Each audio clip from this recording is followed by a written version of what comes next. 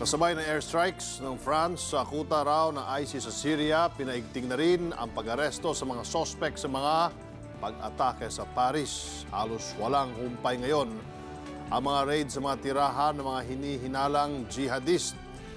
Si France President François Hollande may matapang pang mensahe. Narito po ang report. Lalo pang pinatindi ng gobyerno ng France ang pagtugi sa mga sospek sa mga karumal-dumal na pag-atake sa Paris noong Biyernes. 23 pang hinihinalang jihadis ang inaresto sa pagpapatuloy ng mga malawakang raid kahapon.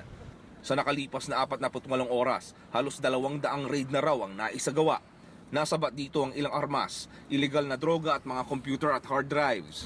Les policiers et les gendarmes, avec l'appui de nos services de renseignement au niveau central et territorial, ont procédé à 168 perquisitions administratives au domicile d'individus. Sa pagharap naman ni France President François Hollande sa Parliament, matapang niyang sinabi na nakikipaglaban sila sa mga duwag. Si bien que nous ne sommes pas engagés dans une guerre de civilisation, parce que ces assassins n'en représentent aucune. Nanawagan din siya na paigtingin pa ang mga operasyon kontra terorismo. Sa Belgium, nakasentro na ang investigasyon ng mga otoridad sa sinasabing mastermind ng mga pag-atake sa Paris.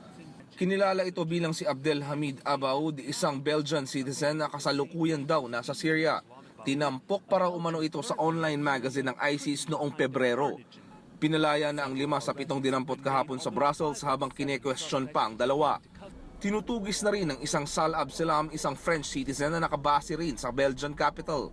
Isa raw ito sa 3 magkakapatid na sangkot sa madugong pamamaril sa Paris na ikinamatay ng higit kumulang 130 sibilyan.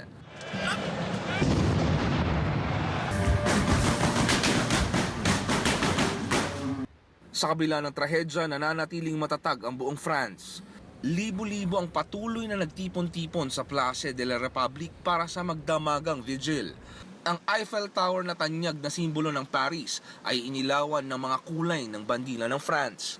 Refleksyon ito sa kabila ng malagim na nangyari, magliliwanag pa rin ang kabutihan ng sangkatauhan. Umaaksyon. Hensel Kiling, News 5. Be sure to come back. News 5 everywhere. Copyright 2015.